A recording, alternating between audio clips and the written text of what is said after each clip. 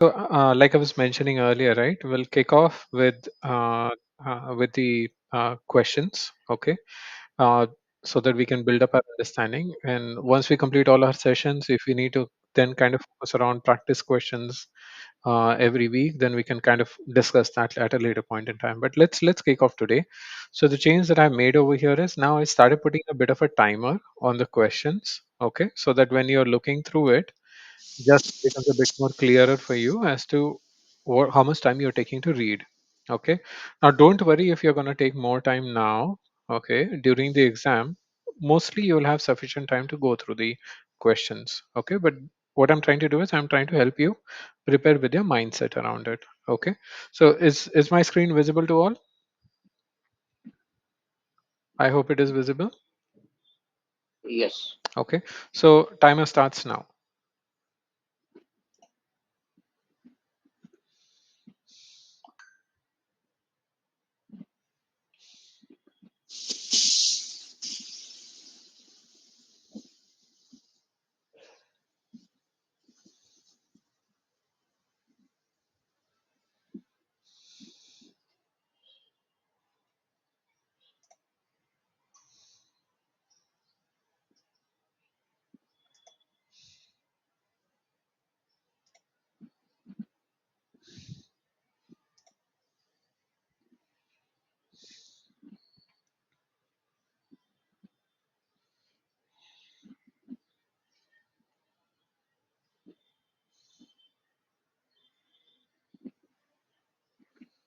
Well done. Nice. Okay. Um, Wild I'll guess C. I'll go with B, I think. B. I Okay. will go with C. Okay. Okay. C. Sorry, what was the last one? C. Okay, I heard B and C. I think I need to hear one more response. No. Two persons have told C. Two-person have told C. Okay, perfect. Okay. So first of all, let's kind of rule out what is very, very evident, right? Immediately escalating. I don't think that is what you will do immediately, right? Not the right thing to do. Immediately compromising. Again, too early. Okay, too early to kind of sit into compromising part of it. Okay. Now, what I need you to kind of focus on is where are you exactly? Which phase are you exactly? What does it say here? Definition phase. Okay. Now, you're in definition phase now. Okay. And the stakeholders have talked about conflicting priorities. Okay. And again, it's not that both of them are wrong. Both of them, it's just how they see the things over here. Okay. Now, this is going to be a bit more difficult exercise, right? So, should you directly initiate the engagement plan? Okay. Or should you actually analyze first, understand what is your influence and impact, and basis that you need to kind of initiate the engagement plan? Okay. So, the question tricks you into what you should do first. Normally, before you prepare the engagement plan, it's important that you do the stakeholder analysis. Okay. So, the moment you see the word plan, don't jump into it. Okay. Because here's the thing point over here, right? That have you finished even your analysis? Had this been delivery, okay, has this if this would have been more on the delivery phase, okay, then your engagement plan would have been a better answer because you've already done the analysis. Okay, so this is where your answers are very, very close. Okay, so the correct answer for this is your stakeholder analysis.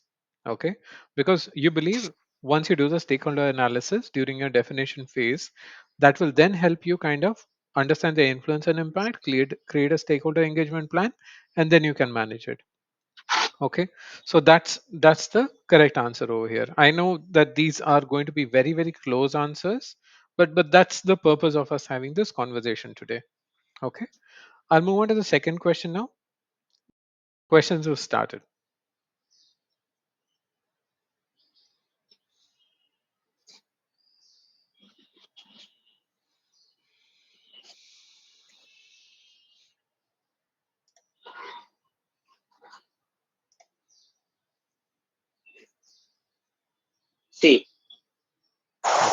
I got one answer C. Okay.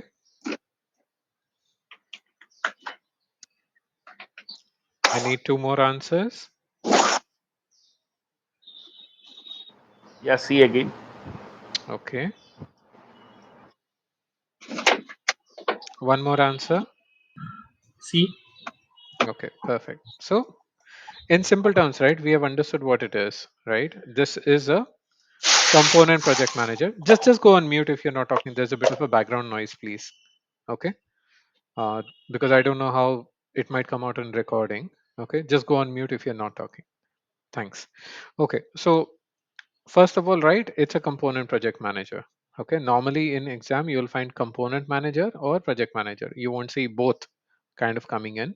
Okay. Now, what he's told you over here is a high impact risk. Okay. That means he's clearly identified it's a high impact risk. Okay. And what he's saying is that could affect multiple deliverables. Okay. Now, what he's saying over here is, well, this risk is just not for this particular project, but it's going to be impacting multiple deliverables. Okay. So the moment you get something which is impacting multiple deliverables, okay, you have this is where the program manager comes into play. Okay, because program manager would have that end-to-end insight around how he can step in and support managing this risk throughout the different components. Okay, so few answers that can definitely be ruled out. Escalate, again, if everything is going to get escalated, then what's the role of the program manager? Okay, definitely not there. Okay, asking the project manager to develop a mitigation plan independently, again, right? It's impacting multiple programs or multiple deliverables slash projects. There's no point in him kind of doing this independently. Okay, now it comes down to two main things: risk register. What is the role that project risk register has versus program risk register? So anything which is only impacting a given project, which does not have an impact on the overall program or other components within the program, will be in the project risk register. Here they have clearly said could impact multiple deliverables. Okay, that means it's something that needs program intervention, which is where program manager comes into the play. Okay, I'll,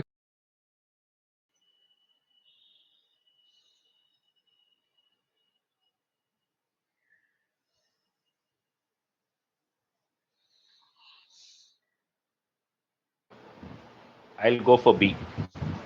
okay, B would be answer. okay, B.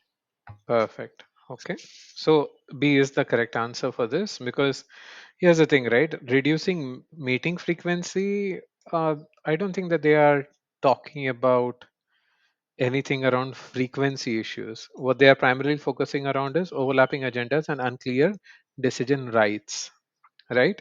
So they are not saying that meeting is kind of running too frequently and this and that. So it's not a frequency question, so we're not going to look into it. Assign a program coordinator to manage logistics. Again, there's nothing around logistics that's kind of coming in over here, so kind of goes off as well. Consolidate governance into a single steering committee. Again, right? It's talking about decision rights, overlapping agendas. Okay. So basically, you want to just understand whether people have the right roles, right decisions, and who will take what kind of decision. And hence, B is the correct answer here. Okay. I'll just move on to the next one. Okay.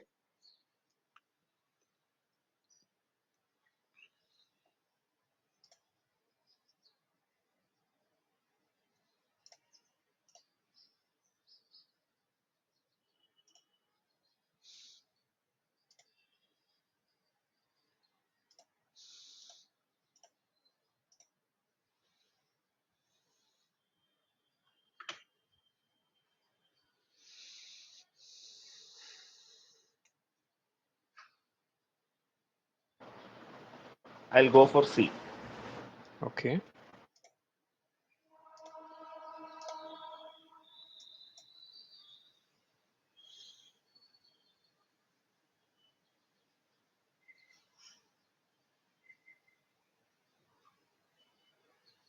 I'm expecting two more answers.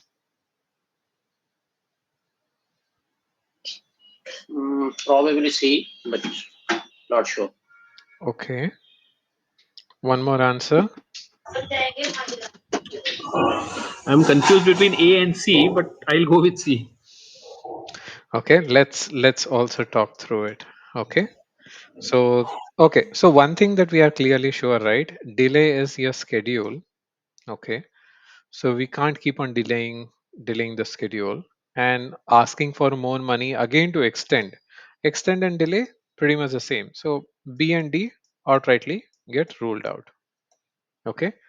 Now let's see A and C. Okay. So one thing we are talking about here is close the program and transition the remaining project to operations. Okay. Now one thing that you would have understood about program is, can you close the program before closing all the projects or all the components? Can you really do that? Let's say you have 10 projects to deliver, 9 projects you have No, delivered, and now you're saying that the one project which is remaining, I don't care about it. I'm just going to close the entire program and I'm just going to transition everything. Do you think that's the right thing to do? No. no, no. Okay. That's what A is talking about. Okay. So hence A is wrong. Always remember that whenever you have to close a program, you have to ensure that all the projects have been closed or delivered, and all the benefits have also been delivered. We'll talk about realization when we go into a lot more deeper around benefits conversation. Okay. So the answer over here was conducts a benefit review and initiate a phase closure. Okay. So we can do a phase by phase kind of closure for the projects, but whatever remains open, we'll have to kind of still kind of proceed with it. Okay. Cool. Okay. Now, any questions on this before we kind of move back into the program life cycle?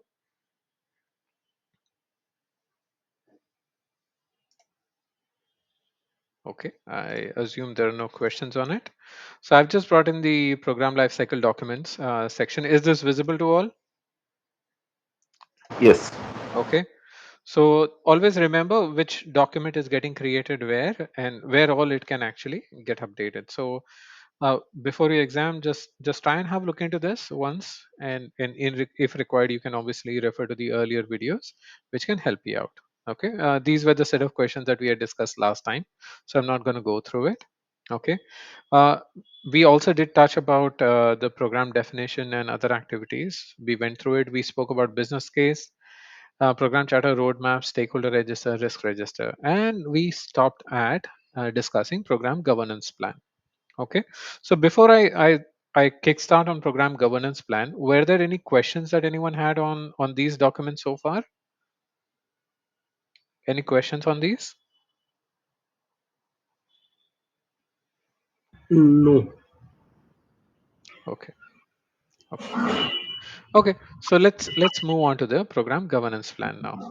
Okay, just mute yourself to avoid any No. kind of One background second. noise. Yeah, go ahead. Yeah. See this risk owner. Who all can be a risk owner? Is that to be program manager or somebody else? Or if we are say identifying somebody else who, see, because I have come across this situations many times.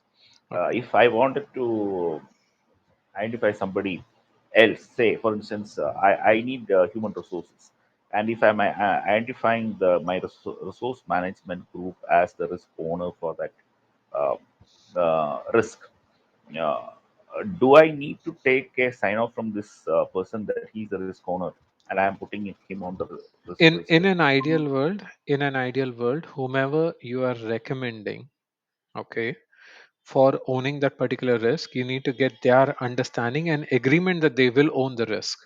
Okay, and let me explain you why that agreement is required. Okay, see, risk is a future event that may happen. Okay, now being a program manager or a project manager, because it will have the same kind of lens for project as well, but I'll for in the interest I'll just continue on the program manager style of things. So being a program manager, right, the key activity for us is to ensure that we have identified the right people who can take different who can actually execute and own different roles and responsibilities. Okay. Now the human resources example that you have taken, if you are perceiving that there is going to be a human resource associated risk, yes, you will have to, okay, get their understanding on it as to a is this is a risk that you have identified, whom within their team would be the best person who can own that particular risk, and if risk eventuates, okay, that means risk actually happens. Now we will immediately engage with them saying that the risk has been triggered. Okay, now can you please step in and help us resolve this risk? Okay, now again, risk mitigation strategies, they are pretty much the same between PMP and PGMP, so those things will kind of come in. Okay, hope that answers your question. Yeah, thank you. Okay, any other questions on this before we move on? Okay, so let's now talk about governance plan. Okay, so one of the common things that you'll keep on hearing, which is going to be the steering committee. Okay, they will use different names like governance board. Sometimes they might call it change board, but primarily they will call it governance board or steering committee. Okay, now what you're doing over here is any execution that you do as per PMI, okay, and as per real world also, there has to be some kind of a plan to it so that you can always refer it back if there are any kind of confusions to it. Okay, now when it comes down to programs, you have to understand there is a lot of strategic element aligned to it. Okay, so decisions cannot be just individually taken by one person. Okay, that's why we have a steering committee or a governance board, because each one of these guys will bring in their own kind of specialization in helping making the right decisions to ensure that the program continues to align to deliver benefits to the strategy of the business. Okay, so just remember these words, or look at the video again whenever you have the time. This is why governance board becomes very important, and we have already discussed this, that the program sponsor in most of the cases will be the chairperson of the governance board. Okay, but that doesn't mean that he can take independent decisions. He will be relying on the governance board because these are SMEs who can help make those decisions. Okay, now governance plan is one of such documents which kind of starts getting formulated much earlier as well. Okay, because you would have seen, right, we talk about even like program charter, program business case. You have heard about, oh well, we do have the steering committee slash program sponsor kind of giving approvals for it.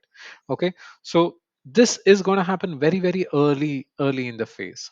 Okay, so don't get confused on the sequencing part of it, because because that's really not that important. Okay, according to you, in simple terms, when it comes down to the documents, uh, first one you're going to always see business case, then the charter, then the program roadmap. Okay, program governance plan is an overarching thing. Sometimes you might, as a program manager, you would be handed over a governance plan which you just need to kind of follow. Sometimes you might have to create it from the scratch. Okay, so but the overall way on how PMI describes it is, who's accountable for it? Program manager is accountable for it, creating and adhering to it. Okay, that's the key part that you need to remember. Okay, so when do we update it? Well, to be very specific, it's developed during the program formulation, but then throughout the delivery and so on, you will continuously see changes happening. Okay, so you might have a situation, right? Let's say a department head is part of your steering committee, and let's say tomorrow there is an org change that happens, that department head is no longer performing that role. So hence, in that case, you will have a revision of your governance plan. Sometimes your strategy itself changes, but then also kind of impacts on your governance plan. Okay, so for example, earlier you were kind of focusing on multiple products, but now it's come down to, let's only say, top three products. So the governance plan will shift accordingly. Okay, so what are the key contents that a governance plan has? So first is decision making framework. Okay, as simple as that. What kind of decisions can the program manager take? What kind of decisions can a steering committee take? And within steering committee, w- which roles and responsibilities are going to help out in making those decisions? So you're also going to continuously hear around escalation matrix or escalations. That is where your roles and responsibility and other things come through. Okay. Now, program boards and committees. Now, let me ask a simple question over here. Okay. Do you think that there is only going to be one steering committee for a program, or do you think there could be multiple steering committees for a program? And any thoughts on that?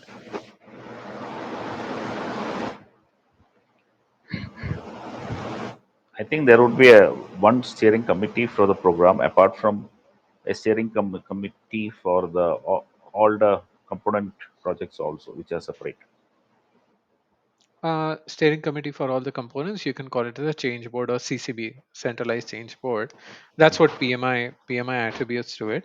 But let's say I'm not talking about the projects over here. Projects can have their own CCBs. I'm just talking about program over here. Okay.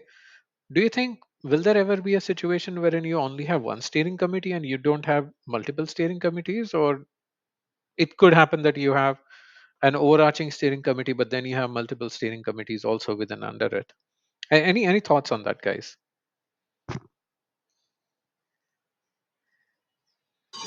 There can be, Okay. if there are multiple business units involved or something like that, when the program is across. Mm-hmm. Mm-hmm. Okay. Perfect. So there could be multiple businesses involved, and those businesses might have their own kind of decision matrix to follow. Okay. And that could be one of the reasons. Any other reason that comes into your mind wherein you might also have different steering committees? We live in a virtual world, right? That's the reason I'm trying to get to that particular point around physically are we located in single place or different places, and any thoughts on that, guys? Will that be a reason to have multiple steering committees? Maybe like Can you country wise or something like that. country wise? I'll expand on that. Okay, this is what I wanted to get into is sometimes you might have people who operate in completely different time zones. Okay, you might get triggered with this kind of a question coming into your exam. Okay, people are sitting in different time zones, and you still need governance to be kind of adhere to it. So you might actually end up creating a governance plan which might be time zone based, wherein steering committees across those time zones will be kind of operating, but then eventually their decisions will kind of come together, and that's where, okay, your roles and responsibilities, okay, your frameworks, other things kind of come into play. Okay, so because constantly we just keep on hearing, right, there's only going to be one steering committee. No, there could be multiple steering committees. There could be steering committees which might be phase wise also. Okay, for a given phase you might only have one particular steering committee, and that steering committee might no longer be required once that phase is complete.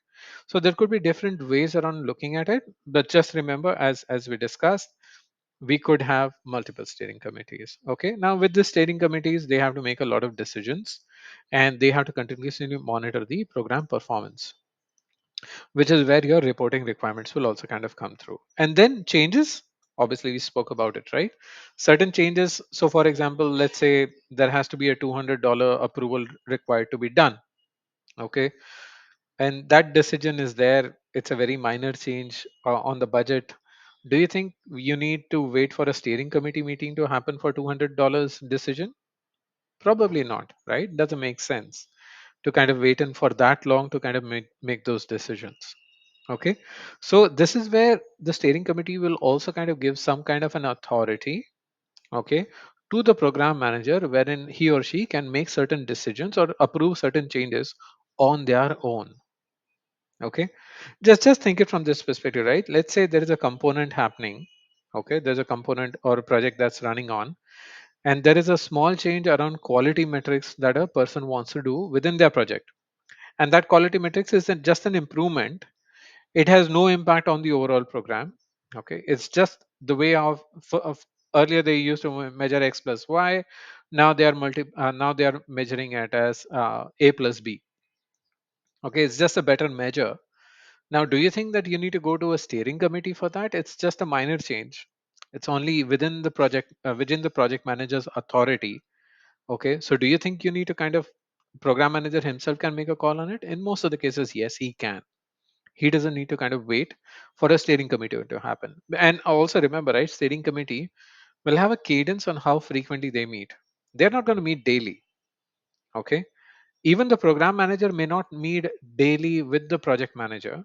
They would have their own kind of defined way around when they are supposed to meet, and that will also kind of come into your governance plan as to, sorry, as to how frequently these meetings are supposed to happen, what kind of decisions need to happen, what kind of an agenda needs to be set up, how early the agenda needs to be sent through, in case there is an emergency, how to kind of call everyone together to make a certain decision. All of that is going to come into your governance plan. Okay, are we clear with that so far? Yeah. Okay. Keywords over here is decision making, level, escalation, oversight, roles, responsibilities, change control, and authority. Authority over here is Um, decision authority. I Don't get mean, confused. Uh-huh. one question. Yeah. See, I guess you told the change control board is same as steering committee. See, in my opinion, What they I are different. mentioned is, let me clarify. She said change control board in project. Okay, in project management. Okay, there you would have overlaps with CCB. Okay, that's how PMI has defined it. Okay, but when it comes on to program management, okay, the way how PMI has constructed their language around it, they call it either the steering committee or the program board or the governance board. That's how they kind of call it. Go ahead, please. Okay, see, that was what. So, see, in my program also, earlier program, we had a change control board, which took, say, day to day some decisions when somebody Exactly. raised a change. Hmm. Okay, this is very different from the steering committee. Okay, because Yes. steering So committee was a bit 35,000 high absolutely. from. And this is where, right, this kind of plan, she said, this kind of plan that kind of comes in is something that will be clearly written in the governance plan. Okay. So for example, right, your steering committee is someone extremely senior. Okay. They might be like general managers and so and so. If they decide that they don't want to get involved into day-to-day decisioning, okay, then that is where they might kind of authorize a given individual, yeah, the program manager directly, or they might create another kind of a small board or a CCB or a change control authority who can help on monitoring these smaller changes. Okay, but let's say if there are strategic changes that come through, okay, they will say that no, these are the kind of changes that a change board can decide. But if there are strategic changes, they cannot decide that. That has to come to the steering committee. So again, right, it's going to be a mix and match around how these kind of things have been kind of put through. Okay, but understand that kind of a flexibility, whether the steering committee wants to give it to a set of individuals or directly to the program manager, what is the level, what is the approval level, what is the escalation level, they're going to define all of that in the governance plan. Okay, so think about it in this, right, the complexity of the program is going to help you as program manager to define what kind of a setup you need. Okay, simplistic ones you may not need it that expensive or that expansive, but when it comes on to complex ones, okay, let's say there is a regulatory angle to it. Okay, now for regulatory angle, you cannot ask the CEO to meet every day. So CEO will say, okay, fine, I'm going to give some of my delegates and I'm going to get appointed people from IT, finance, risk, and so on, who will help you in making day-to-day decisions. Okay, sometimes he might just come back and say, let I'm okay with the program manager himself as an SME. I'm okay for the program manager to make these kind of decisions. But anything beyond than that, he has to come to the steering committee.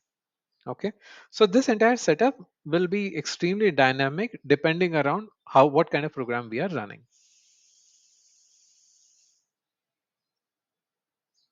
Hope that Okay, answers thank you. research. Okay. See, in my case, what has happened is that as a program manager, I had set up a change control board, Uh-huh. which was slightly at a lower level Mm-hmm. than the steering committee. For Which see, is there which are, is correct. yeah, Which is yeah. correct. Which is correct. Which is correct. Mm-hmm. Okay, thank you. Please go ahead. Okay. So this is the point, right? Your steering committee, what kind of decisions that they are comfortable doing, what kind of decisions they are comfortable delegating, okay, will be all documented in the governance plan. Okay. Sometimes like we spoke about it earlier, right? You might have multiple steering committees as well. You might have multiple teams as well. For example, for doing certain decisions as a program manager, you can also delegate some of day-to-day activities to your PMO team also. Even that would be documented in your governance plan. Okay, so it's just how dynamic these things are, and on how we kind of delegate and kind of put in those escalation models in place. Okay, moving on. So okay, the tricky questions that might come in over here, where a decision needs to be made, but nobody knows who has the authority or document which will have the level of authority. Okay, now you might get confused between stakeholder register and governance plan. Okay, within this, so just remember, the moment you have level of authority, okay, which is remember, I've kind of put in these keywords here. The moment you see level of authority or the authority as such, come back to governance plan. So you will have decisions, you will have authorities that will come into governance plan. So don't get confused between governance plan and stakeholder register. Okay, cool. Any questions on this before we move on? Okay, so let's do a quick. No. Thank you. So let's do a quick revision of all the phases that we have spoken about. Okay, so this is just a revision and I've highlighted certain words for you so that it makes it easy for you. Okay, so we are talking about program definition over here. Program definition, what are the key activities we do? We develop business case where we have justification, we have charter, which kind of does the authorization, and this is where the program manager gets appointed. We have a program roadmap. Remember, this is a visual timeline, a high level one. Okay, and this will keep on changing as and when your benefits are realized. Okay, even your components are changing. This will all kind of keep on getting updated. Establish the program governance structure. We just spoke about it, wherein we have roles, responsibilities, and decision making bodies. Shisha, you see this right over here? Decision making bodies. Okay, so in the example that you were quoting earlier, the day-to-day changes, you have kind of got together a change management board which helps you on the decision makings over here. Okay, but then you could have different ways around how that could be managed. Okay, identify and analyze stakeholders, guys. It's very very important. Don't get confused in how PMP looks into it. Here you're identifying it right at the very beginning.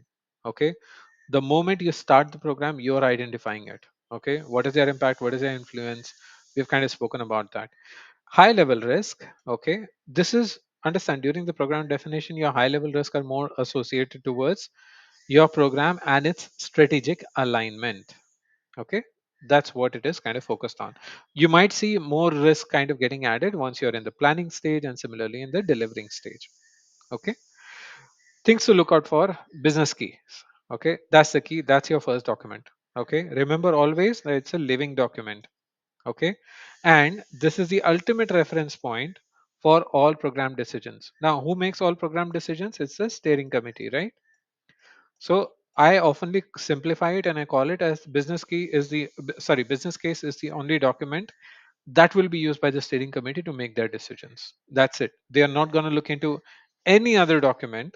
Okay, because program charter is not their document, business case is their document, so that's what they're going to look into it. Program manager's role, okay, he is heavily involved in developing these documents and not just executing them. Okay, understand, the earlier you involve the program manager would have better clarity. Okay, but again, right, it's not always going to be a situation wherein you might have the opportunity as a program manager to get engaged right in the initiation stage. Sometimes it may so happen that program is already running and you've been roped in because someone left. Okay, and there's no one else to take care of, so hence you might actually play that role over here. Okay, but as a general guidance, what PMI says is the earlier that you get engaged, the better it is. Okay, now everything that we do, okay, around any document, okay, any phases, it's important that we get the necessary approvals in place. Okay, so obviously business case is the first document to get approved. Post that, program charter would be the next one to get approved. Okay, so unless these two are getting approved, you cannot start your program. Okay, simple as that. Okay, any questions on definition phase before we move on?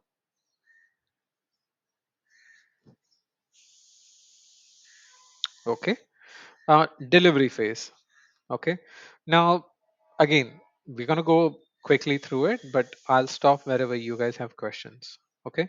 So, what are we doing in delivery phase? So, remember, right, we have three border phrases, right? DDC, definition, delivery, and which is the C here? What is the C? Closure. Closure. Okay. Perfect. Only three phases. So, what do we do in delivery? Okay. In simple terms, we are delivering to what we have planned. Okay. Now, when we are talking about delivery, we are primarily talking about delivering of the components, okay, which involves your initiating, planning, and basically executing the components. Okay. Now, remember always this: don't get confused between program delivery phase and definition phase, because what will happen is the moment you see the word plan, okay, you might think that, oh, we are talking about program planning. No, we are talking about component planning here. Okay, are we clear with that? So the moment you hear component, okay, and plan, you are looking into program delivery. Okay, do not get confused with program planning, because that's in the definition phase. This is not program planning, this is the component planning. Okay, who does the component plan? Can anyone tell me who does the component plan? Project manager. Project Component manager. manager. Component manager, project manager, those answers are correct. Okay, and who authorizes the project plan? It is the program sponsor, a project sponsor, that is program manager. Exactly, that is correct.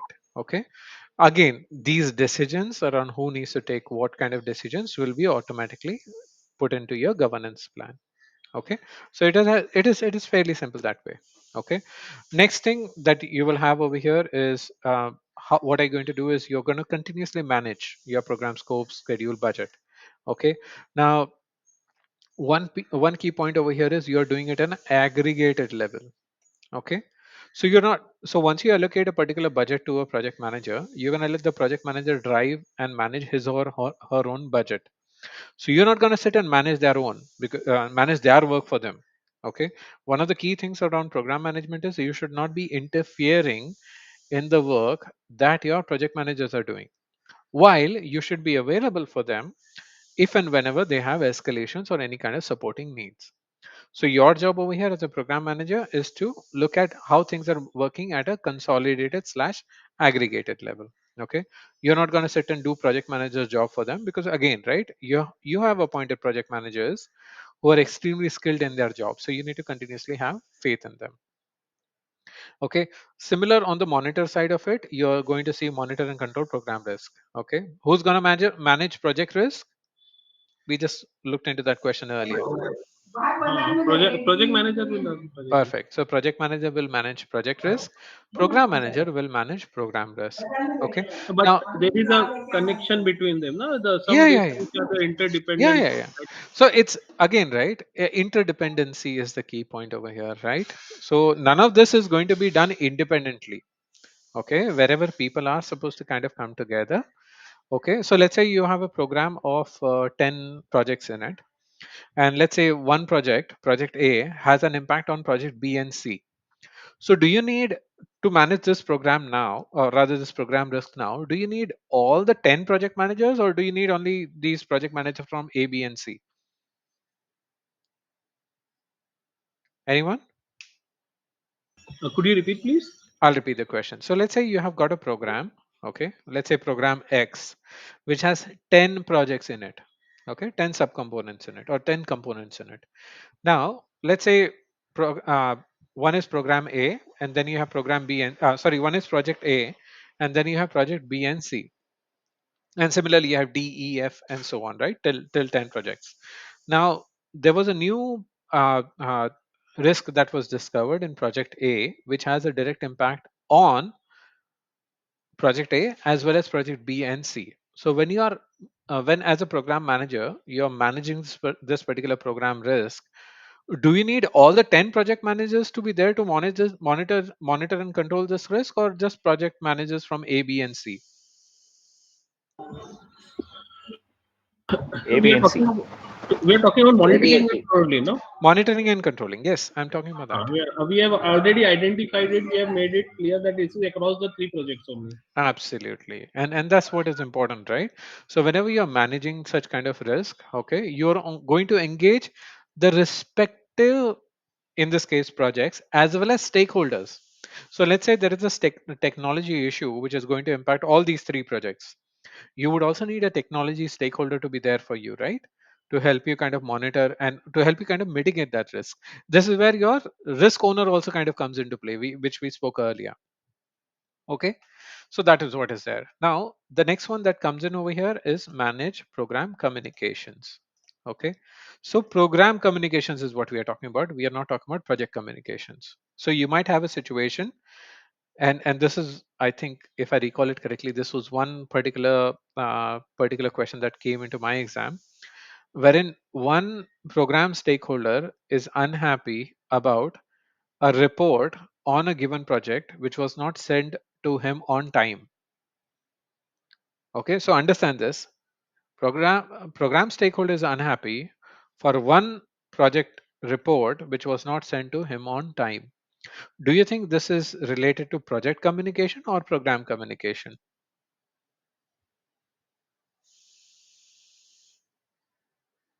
Any thoughts, guys? One program stakeholder is there, and he is unhappy for the project. Uh, Status this report. Let's call it status status report. report. Yeah. Hmm. Okay, So is this a project problem or is this a program problem? it could be a program problem. Any other thoughts on that?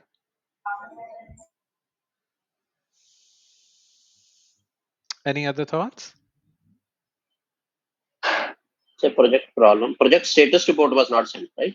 Yes, but where is the stakeholder today? Is the stakeholder project stakeholder or program stakeholder?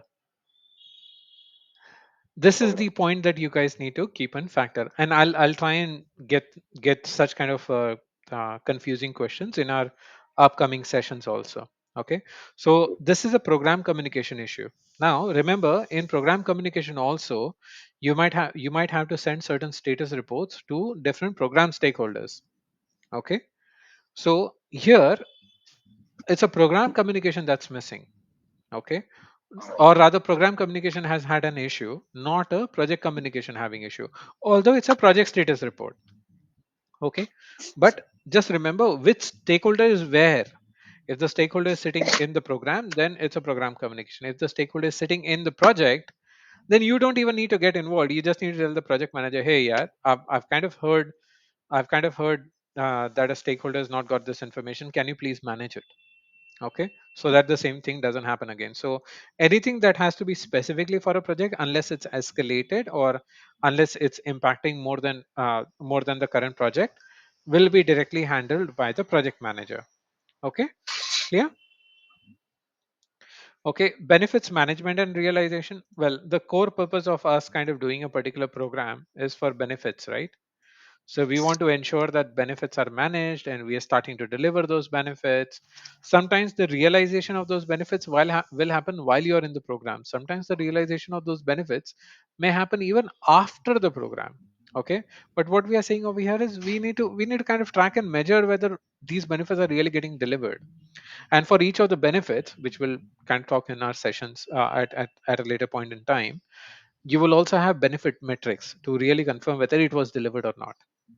Okay, and this one over here is manage interdependencies. It's very simple because everything is getting integrated in the program, and this is where the program manager has to look through whether the interdependencies are correctly working or not. For example, project B is dependent on project A, हाँ? and let's say, sorry, please go on mute. ये पराठे Please go on पराठे के mute. खाओगे इसके साथ? बनाओ। Please बाहर go on निकाल के mute. रखो। बाहर निकाल के रखी। अभी बनाओ।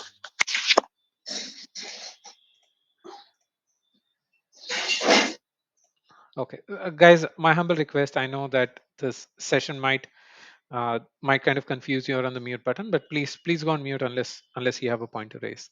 Okay, perfect. So the next one that I spoke about was interdependencies, right? Let's say project B is dependent on project A, and let's say there has been a delay on project A.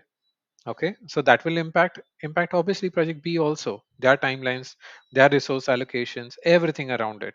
Okay, so this is where your managing of interdependencies will also kind of come through your program delivery. Okay, so in simple terms, your delivery, if you have to compare with what you had done back in PMP, your delivery over here, okay, is going to be execute, monitor, and control. Okay, execution of the plan, monitoring and control of the output slash outcome slash benefits. Okay, as simple as that. Okay, now what do you need to look out for in the exam? Obviously, in the exam, what you need to see is you need to constantly maintain your program view, especially for the members who might have done recently projects as well as might have recently done PMP. Remember, you are no longer thinking it from that lens, you are looking it from the program view. Okay, where your responsibilities are to kind of assist and help out people on how they're going to manage components. Don't go into micromanaging them. Okay, don't go into making direct decisions. Okay, so what you're going to ensure over here is you're going to ensure that everyone talks to each other. In this case, interdependency is the example that we took earlier. There are conversations happening between all of them. Okay, why do we do projects? Like we have spoken earlier, is benefits. We are doing it for the benefits. The benefits are supposed to deliver a strategic value. Okay, so whenever you're getting any questions, first thing that you need to do is, okay, is this a change, is this an impact on the benefits? How is that getting impacted on the benefit? So you're gonna really look into that particular perspective. Okay, similarly, if the project is delayed, okay, does that really impact the program benefits? Sometimes your project is delayed, but you're still okay, not having an impact. Same thing goes for the change also. Okay, is a change only a change for that particular project, or does it have an impact on the overall program? Sometimes it might be the other way around as well. Let's say there was a government rule that came in, okay, which impacted the entire organization strategy. Now with that, you as program manager will need to flow that down from top to down. You need to flow that down to the respective project managers. Okay, so change control is just not think about change control coming from bottom up. Change control might be coming in from strategic changes, internal policy changes, external regulatory changes also. So think about it in all those perspectives. Okay, any questions on delivery before I move on to the last phase?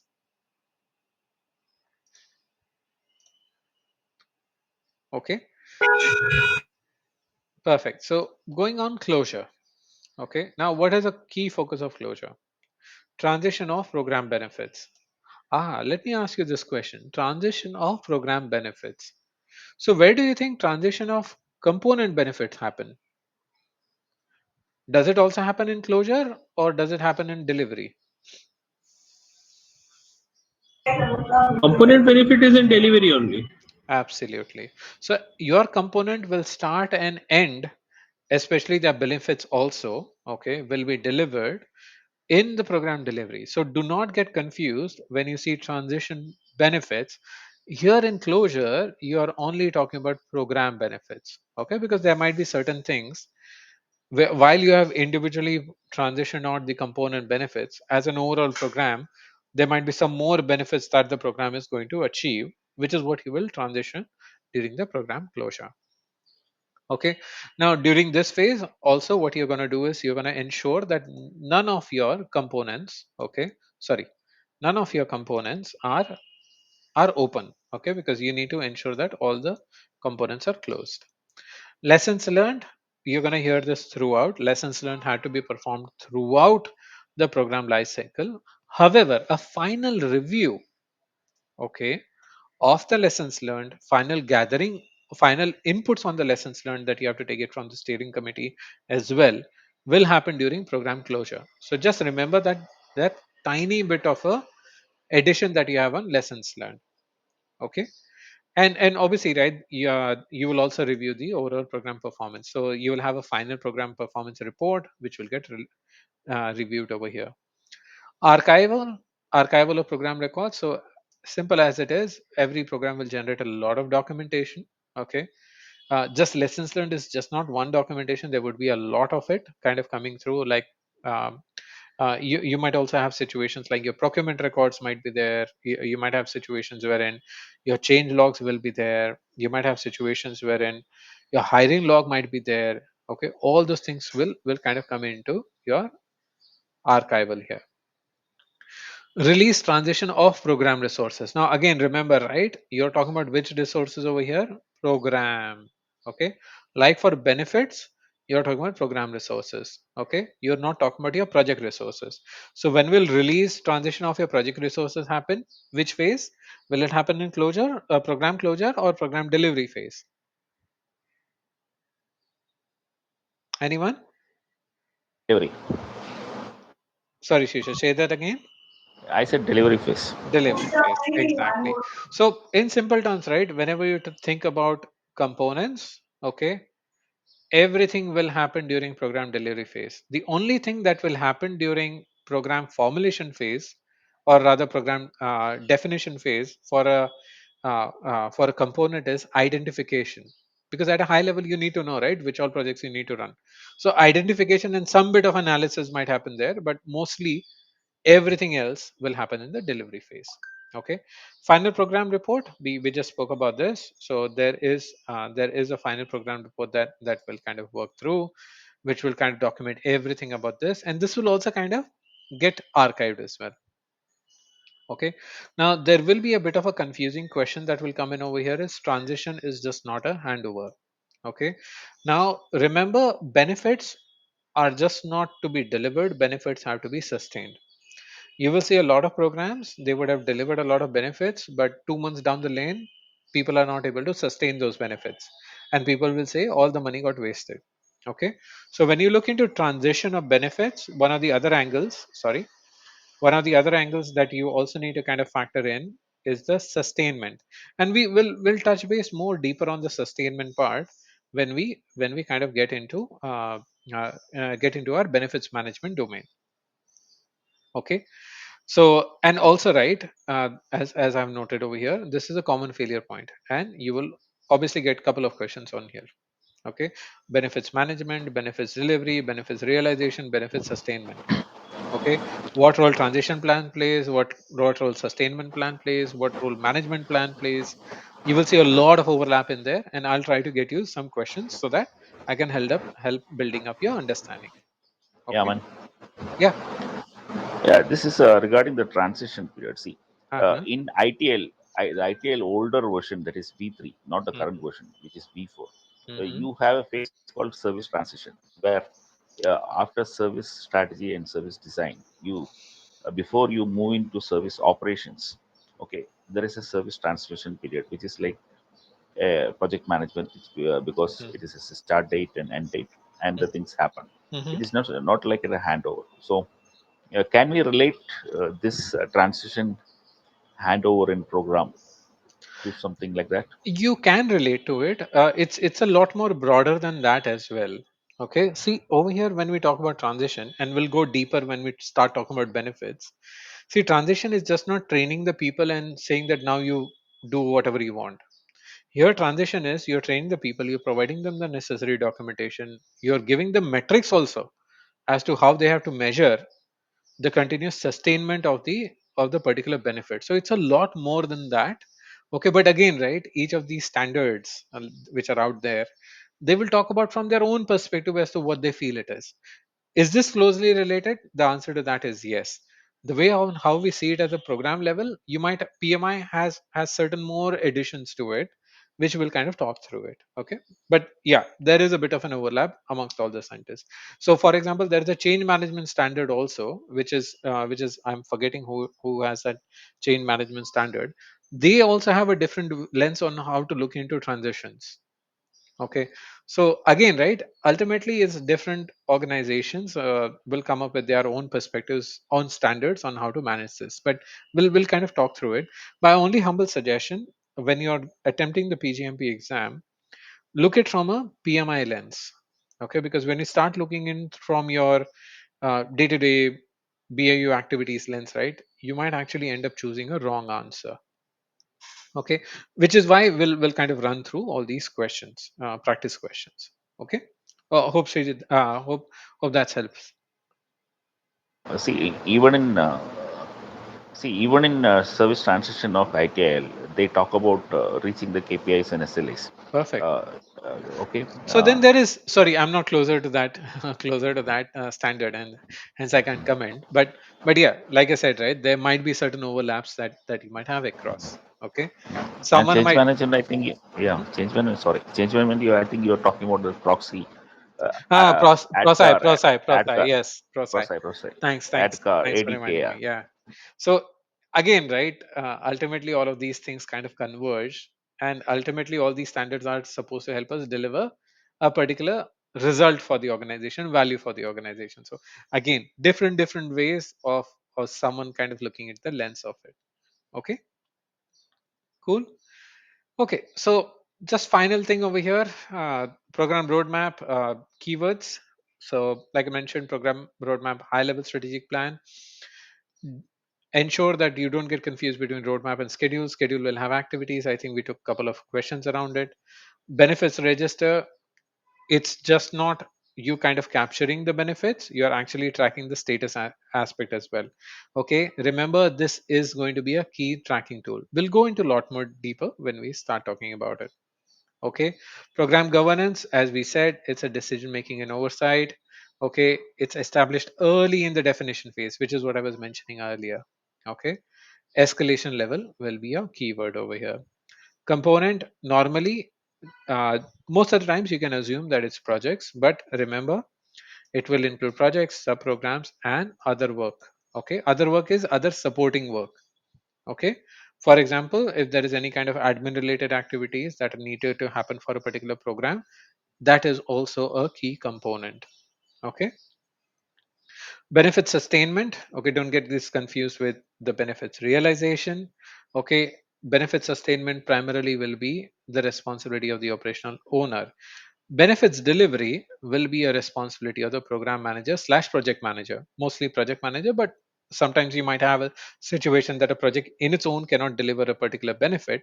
When it is integrated with the other components, then a benefit is achieved. So program manager slash project manager, okay, is the delivery champion or delivery owner, but the operational owner will be this responsible for the sustainment of it. Okay, so again, these are certain quick tips. We've kind of covered it. Program manager is always think like that. Business case will be a key aspect. Governance is about authority. Okay, who does what? Different levels. We spoke about a project manager, program manager, steering committee. Benefits is why you do it. That's the ultimate goal. Okay, I don't get confused with project management. With project management, you will have time, budget, schedule, or other schedule, scope, budget. Okay, that is not how you kind of look into program management, and always read the question carefully. Okay, whether your questions coming towards program or whether it's components, whether you're talking about benefits, whether you're talking about strategic. Okay, so just understand where what those question is about, and then you can think, you can look into whether it was done at a project level or a program level. Okay, so that kind of covers all of our discussions so far. Okay, uh, any questions on this before we wind up? One question here, like benefit sustainment, you've talked is operational manager is responsible. Right. Accountable would be the program manager or the operation manager only. Sorry, can you go over that again? I was a bit distracted. Hmm. Yeah. Um, so benefits sustainment, Uh-huh. operational manager is responsible, Yes. and the accountability of that would rise No, with no, no, the no. when. So, okay. Let me explain that to you. Okay, possibly with an example. So, the moment you talk about benefits ownership, so ownership and accountability, you have to measure it in a single word, or these words are interchangeable. If I have to put it in that way. Okay. So, ownership, accountability is one and the same thing. We clear with that? Okay. So, Yes. benefits sustainment, okay, will be a responsibility of the operational manager. Okay, that's it. It's the accountability, it's the ownership. Everything has to be done that. So, Mubashir, just think it from this perspective, right? A lot of your benefits will be sustained even after the program is closed. Okay, in most of the situations, your benefits realization and sustainment will happen after the program closure. So when the program is closed, program manager has no longer any kind of accountability or responsibility towards that benefit. That's where the benefits owner comes into play. In most of the cases, that's going to be the operational team. Sometimes you might also have a situation wherein a benefit of one program has to be consumed by another program, okay, for sustaining it. Even that can be a situation which will kind of go through all those different examples. But are you clear? Anything which is within the program boundaries, okay, program sponsor is ultimately accountable, Okay. program manager is ultimately responsible. Okay, that is Okay. how you'll have to look into the structure of it. The moment it goes beyond the program closure, okay, no longer the responsibility of the program manager. Automatically that comes into the benefits owner slash the operations manager. Clear with that now? It is their accountability, Yeah, their responsibility, everything is them. Okay, program closed, we basically, can't do anything. Mhm. up until program closure, program manager will be somewhere responsible. Okay, now this is where we need to kind of do a bit more deep dive in benefits management. So I'll hold on to that, but let me give you a food Huh. for thought. Okay, let's say you're running a 10-year program. Okay, on the second year, you actually delivered a benefit and you transitioned that benefit to a benefits owner. Okay, now it's a benefits owner's responsibility to sustain that benefit. There is nothing more that you can do on the program perspective. Do you think the program manager will still be responsible after the transition? Responsible slash accountable, whatever you talk about it, because he's already done his part.